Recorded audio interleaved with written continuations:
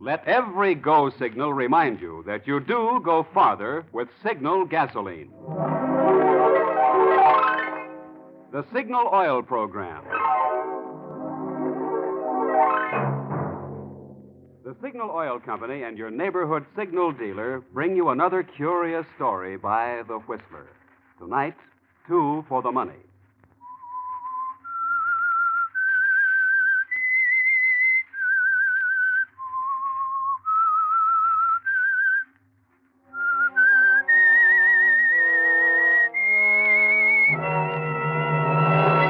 I am the Whistler, and I know many things, for I walk by night.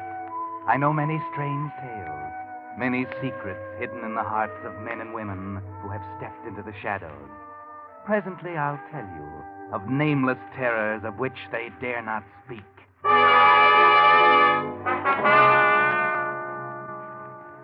As New Year's Day 1945 draws to a close, the Signal Oil Company joins 1,800 Signal gasoline dealers in hoping that the coming year will be a good one for you and for your car, too. During 1944, you know, 150,000 cars wore out each month, 1 out of every 12 on the road. So yours has been a pretty lucky car so far. But it'll take more than luck alone to make today's cars last out the duration. It'll take thorough, conscientious servicing of every part. And no one gives more conscientious service than your neighborhood Signal gasoline dealer.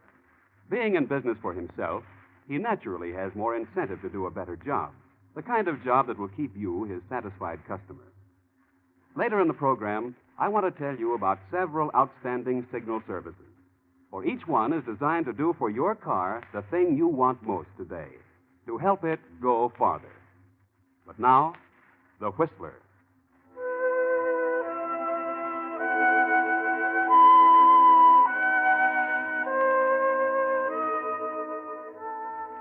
It's strange, isn't it, how a man can live his life through several decades, simply, quietly, in peaceful obscurity, and suddenly, through one small incident, find his world turned into chaos. For instance, there was Tom Barlow, who lived with his wife Ellen in the small seacoast village of Marblehead, and whose whole life had been spent as a lowly driver of the town carryall, combination taxi, delivery truck, and tow car. To everyone in Marblehead, he was just old Tom, until that night a few months ago. A raining, stormy night it was, with a feeling in the air of foreboding, if you were particularly sensitive. And the man who came to Tom, just as he was getting ready to go home to dinner with Ellen and Judy, his daughter, wanted to be driven out to Guilford Inlet. It was no pleasant trip on a night like that, lonely, miserable. But a fare was a fare, and Tom started out. Halfway there, they had to cross the inlet, and Tom was just beginning to worry about whether or not the bridge might be washed out. Driver? Driver? Yes, sir. Is that the Guilford Bridge ahead? Yes, sir, that's it. Lucky for us, it's still there. You sure picked a night to come out to this godforsaken neck of the woods. When you get to the bridge, stop. Stop? What I said, stop. Well, mister, there's no need to stop. It's 8 miles yet to the inlet. Stop when you get to the bridge. Okay, mister, whatever you say.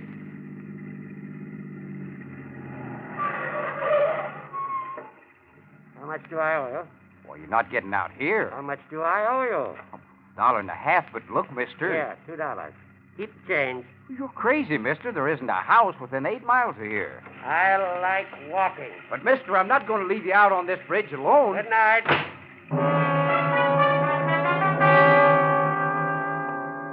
Well, Tom, that's a queer thing, isn't it? Strange fellow. Never did get a good look at his face. He kept it muffled up in his scarf, his hat pulled down low. You've half a mind to run after him, but in 10 seconds he's disappeared into the blackness, and you drive back to town wondering, trying to make up your mind whether you should tell somebody about him or not. Then, when you're putting up the cab for the night and you happen to glance in the back, your mind is made up for you.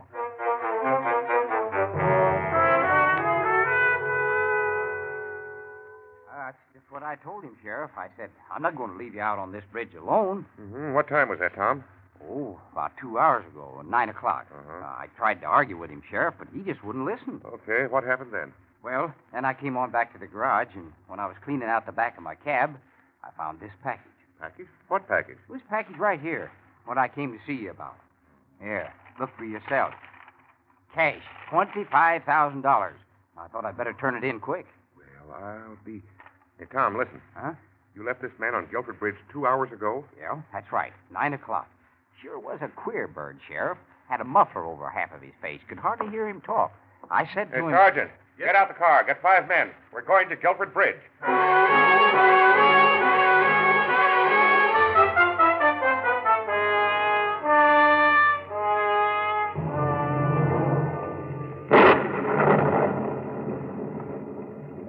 Gary, you see anything down there?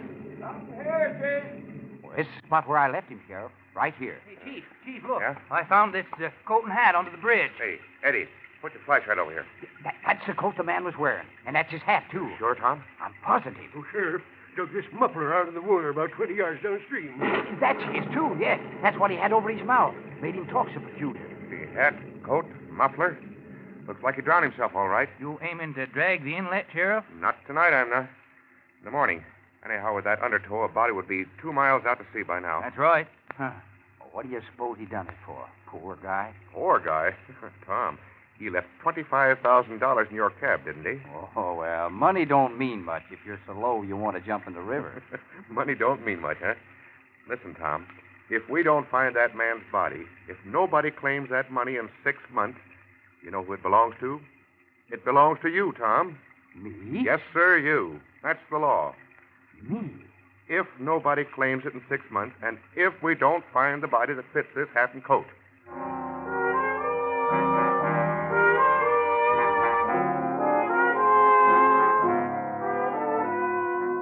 Well, Tom, that's quite a stroke of luck, isn't it?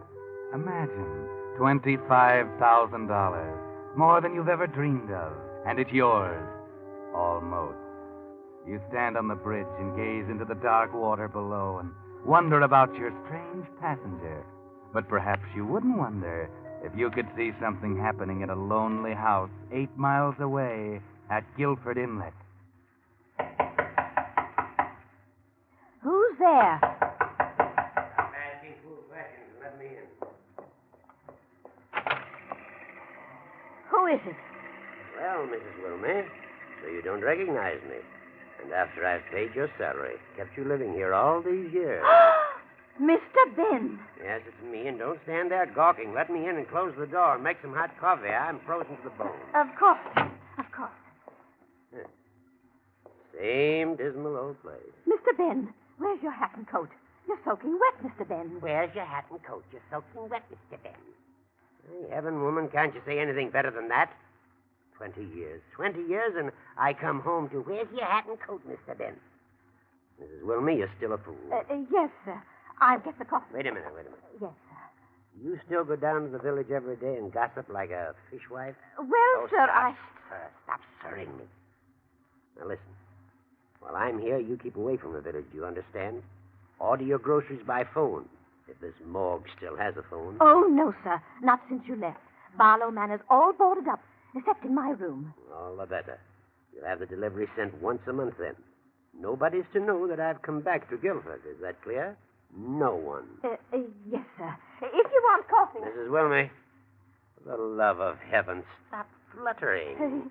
Yes, sir. Oh, me. Nothing changed. You're still afraid of me, aren't you? Aren't you? Yes, sir. Yes, sir. Oh, please, sir. Go get the coffee. Yes, sir. No, wait. My brother Tom, he still drives that taxi of his, I suppose? Oh, yes. They say down in the village. Never mind your fool gossip. Still driving a taxi after 20 years. Mr. Happy-Go-Lucky. Everybody loves good old Tom. Don't they, Mrs. Wilmot? Oh, yes. He's such a cheerful man. And his wife, Ellen, Get is out such... of here. Get out. Go get the coffee. And don't you babble about Ellen Barlow, you understand? Don't you ever babble to me about Ellen Barlow.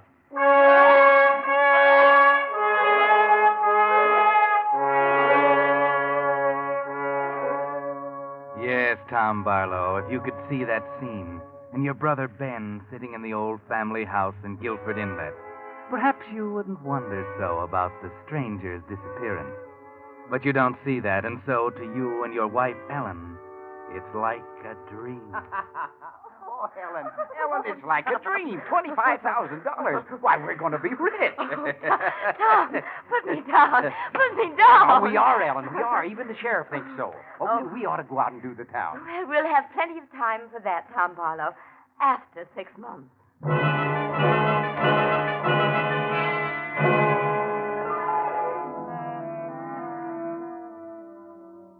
Wilmy. Mrs. Wilmy. I'm coming, sir. I'm coming. I was just bringing your tea things. Oh, never mind the tea things. Where's my tonic? Heart's pounding like a trip hammer. Right here, sir, on the tray. Where's the afternoon paper? Here you are, sir. But there's nothing new about Mr. Tom and the money. Who asked you that? Well, Mrs. Wilmy, you're nosy, aren't you? Oh, please, Mr. Ben. Oh, stop that sniveling. You're nosy, Mrs. Wilmy, but you are a good housekeeper. Well, I do Be quiet, try. Be quiet. I feel like talking. Yes. Pour the tea. No, don't stand up. Sit down here by me. Oh, very We're well. going to chat, Mrs. Wilmy. I'm expecting a business friend of mine today at 5 sharp, a Mr. Peterson. Uh-huh. He's going to do something for me. Yes, But you and I will chat until he arrives. sir. Yes, sir. Lemon and 2 sugars, sir. Well. Yes. So you remember after all these years, huh? That's nice. Mrs. Wilmy, I'm a very rich man. I made a good deal of money in the city, Yes, sir. and I have remembered you in my will. Oh, thank you, sir. Now, be quiet. You'll be well off when I die, Mrs. Wilmy. Very well off. That's why I think you'll keep your mouth closed about lots of things. Oh, I never I feel like talking. Mrs. Wilmy, did you read that they haven't found the body yet of the man who left the money in my brother's taxi? Oh, yes. They've been dragging the inlet for weeks, sir. They can drag for years. They won't ever find the body. You know why, Mrs. Wilmy? Because I am the body. Oh, Mr. Ben. Sure, I'm the body. Oh. I left that $25,000 in Tom's cab. I wanted him to find it. I put it there. But, Mr. Ben... I'm going to break Tom Barlow. You watch. Please don't tell me. I don't want to know. 6 months he'll wait, thinking he's rich every day more certain. He'll be building air castles. You watch. I know Tom. He won't wait for 6 months. Fools around here lend him money on speculation. He'll get in deep. You watch. Tom, happy-go-lucky. Always said he could get along without money. Married Ellen on a shoestring. Shoestring? And I could have given her everything. I could have given her clothes, a house in the city. You mustn't tell me. Please don't. Mr. Happy-go-lucky. I can just hear him now. Money isn't everything. Money only causes trouble. Married Ellen on a shoestring. Well, this time he'll find out what money can do.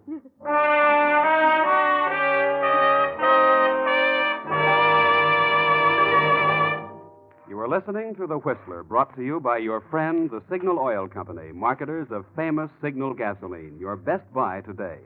Remember to let every go signal remind you do go farther with Signal gasoline.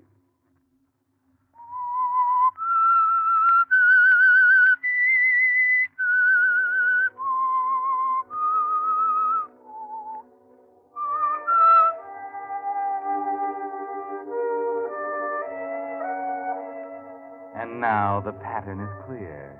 Ben Barlow, after 20 years, is planning to extract his revenge for his brother Tom's marrying the woman he loved. He's planning to ruin his brother with the promise of the money he found, and then snatch it away at the last moment.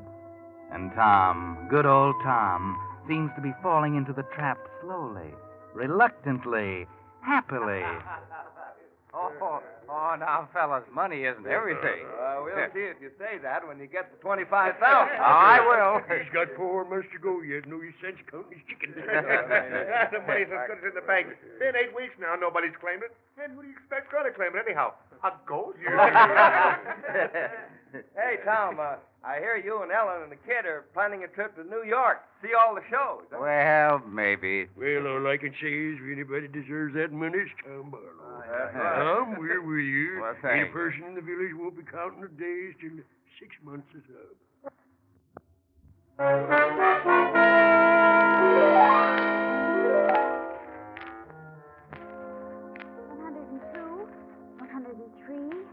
104. Judy, are you doing your homework? 105, 106, 107.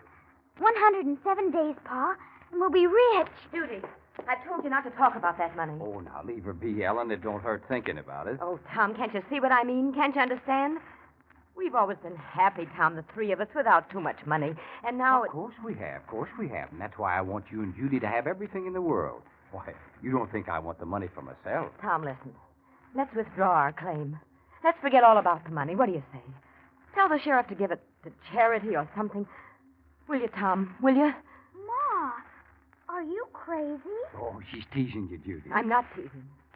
I've got a funny feeling about that money. But, Ellen, dear, I'm kind of counting on it. We've already run up a few bills and all, and what with this little deal I'm working... Deal? What deal? Oh, nothing, Ellen. Judy... What deal, Tom? Just a little surprise. You know what I've been thinking? We all need a little vacation. Yes, sir. Get away from town for a while. Jerry Mason says that I could get $600 for the cab. Tom, you're not going to sell the cab. Well... Oh, Pa, that's wonderful. We could go to New York and see Radio City and go to all the big shows and everything. Oh, Pa, I love you. You're so wonderful. Isn't he wonderful, Ma? Tom, you're not going to sell the cab. Please. Now, Ellen, don't you worry. Everything's going to be all right.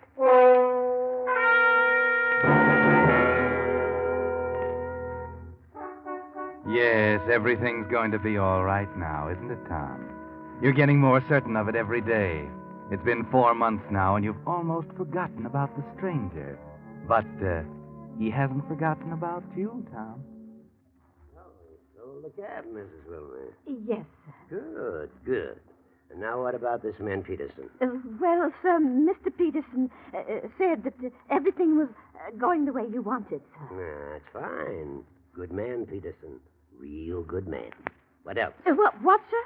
What else? Well, sir... Come on, out with it. Well, sir, there's talk around that Mr. Tom and... For the love of heaven, woman, will you go on? You told me never to mention Mrs. Barlow's name, sir. What about Mrs. Barlow? She and Mr. Tom aren't getting along so well. Good. So they're not getting along, huh? Now, isn't that too bad? Money isn't everything. You watch, Mrs. Wilmey. He'll probably mortgage the house next. Money isn't everything. You watch. I know, Tom. He'll mortgage the house. And when you find that suicide note... Suicide note? Oh, didn't I tell you, Mrs. Wilmey? You're going to discover a suicide note in Guilford Inlet. And you're going to bring it straight to Sheriff Tompkins.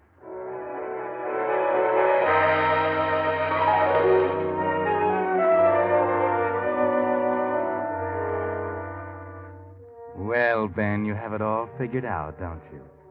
And it's working out just as you expected. Because when the sheriff tells Tom Barlow about the suicide note that was found at the bridge, you react just as your brother expected.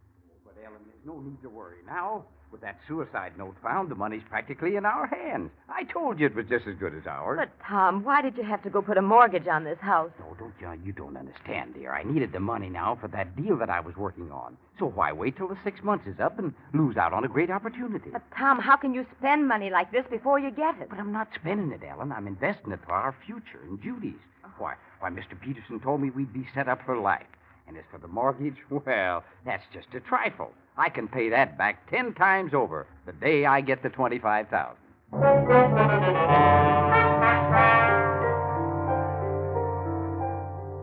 The day you get the $25,000, Tom. The day you get it. Will that day ever come? Ben waits in the lonely house at Guilford Inlet, enjoying reports of your spending. Money you haven't got. Yeah, set up 10 beers for the boys, Joe. You bet it won't be long now.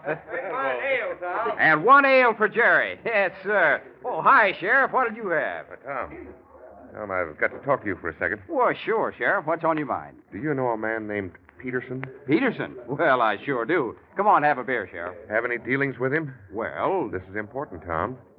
yes, I did. He came to see me with a mighty attractive proposition, and I placed some money in his hands. Very much money? All I could get my hands on. Mighty attractive proposition. That's not good. It's not good. No. Tom, this Peterson, as he calls himself, is a well-known New York crook. What? Real name's Clark, Pinky Clark. Deals in phony stocks and bonds. No. He's skipped town, and your money's gone with him. Tom, you've been swindled.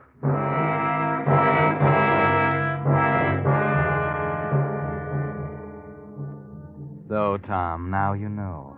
The first blow has fallen. All your great dreams of wealth and affluence gone in an instant. You were smart, weren't you, Tom? Very smart. Tom, why did you do it? I was so smart, Ellen. I was going to be rich and to be a big businessman. Can you imagine me? I wanted to make you proud to be Mrs. Tom Barlow. Oh. Yes, I wanted you to walk down the street and have people point you out and say, "Look, there goes Ellen Barlow." Oh, Tom.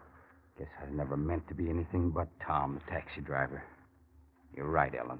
All along you were right. We should have withdrawn our claim like you said.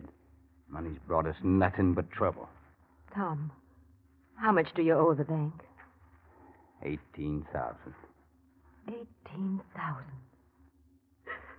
Oh, Tom. Tom, we've just got to get that 25,000 now. We've just got to.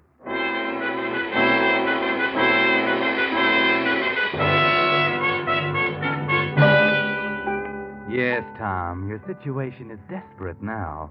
You have to get that $25,000 now. It will just about pay off your debts, lift the mortgage on your house, and buy back the taxi. And then the real blow falls. The 6 months is up. It's the night before you're to claim the money, and it's dark and stormy. Another foreboding night like that one 6 months ago. And as you sit by your fireside, you're startled by a knock on the door.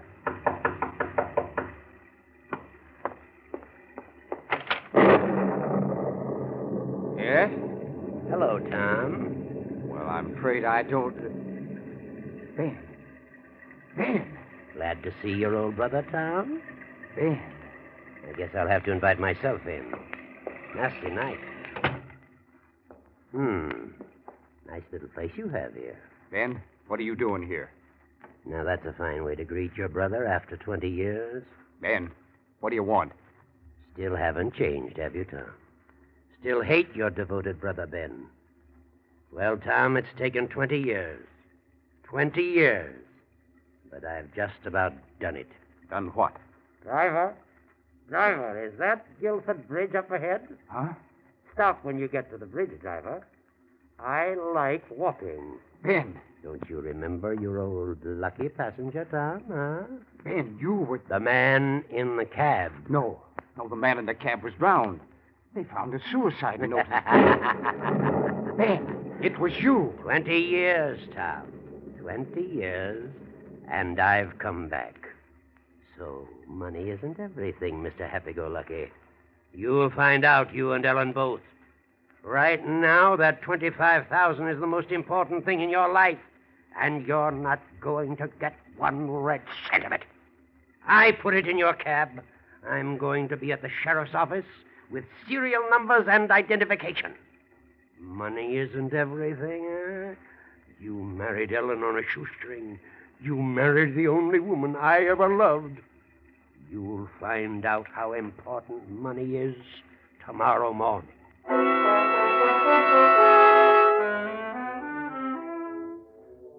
Now you know the whole plot, Tom. Now you know how you stand. The money you so desperately need is not yours and never will be. No need even to go down to the sheriff's office tomorrow morning, because Ben will be there ahead of you, unless, what if Ben didn't show up? What if Ben couldn't show up? Who would know but you? But that's murder you're thinking of, Tom. Murder. You've never done anything or thought anything like that. But tonight you're desperate and you think the whole thing out. It's simple, really. Ben's staying out at Guilford Inlet, alone in that big house. You can borrow the taxi back for a few hours and get out there. Drop his body in the inlet and... Yes, he's brought you to this, Tom. He's driven you to murder. A night just like the last time you drove out this way, isn't it, Tom? Stormy, dismal, dangerous. And you're driving faster than you should. You're almost to the bridge, Tom. Watch out. Darn that windshield wiper, I can't. Good Lord, the bridge. It's out.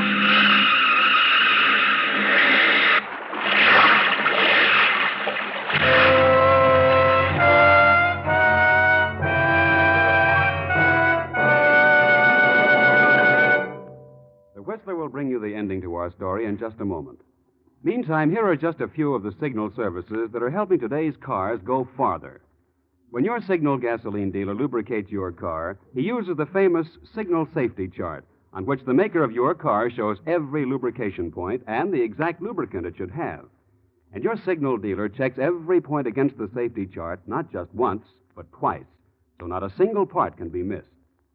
The Signal 4-star oil he puts in your motor is solvent refined to give you a pure paraffin-based oil that reduces carbon and sludge and protects every motor part with a tough, long-lasting film that resists heat and wear. His regular battery and tire checking service help you get extra months of wear. Should you need a new battery, his heavy-duty Signal Deluxe batteries are guaranteed up to 2 years.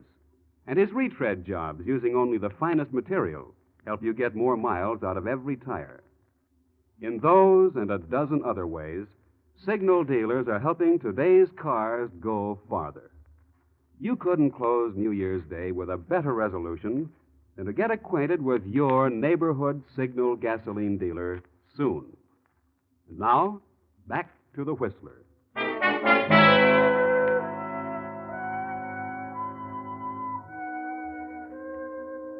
The next morning, a man staggered into the sheriff's office at Marblehead to claim the $25,000. He was battered and bleeding and drenched to the skin, but he was alive and able to take the money and go home to his wife, Ellen. Yes, Tom Barlow was able to jump clear of his car as it crashed through the demolished bridge. He came back to the sheriff's office just because he wanted to make sure. And he was considerably surprised when Ben didn't show up. He found out later why. Because when they pulled his wrecked taxi out of the inlet under Guilford Bridge, they found a body close by in the debris-choked water. Ben Barlow. Ben Barlow, driving the other way in the early dawn to claim the money and complete his revenge, hadn't seen that the bridge was down either until it was too late.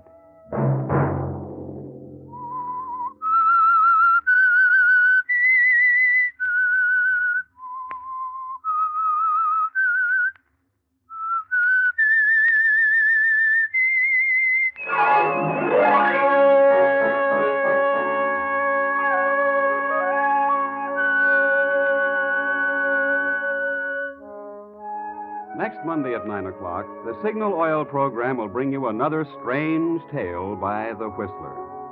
The Whistler is brought to you by the Signal Oil Company, marketers of Signal's famous Go Farther gasoline and motor oil, and by your neighborhood Signal Oil dealer who is at your service daily to keep your car running for the duration.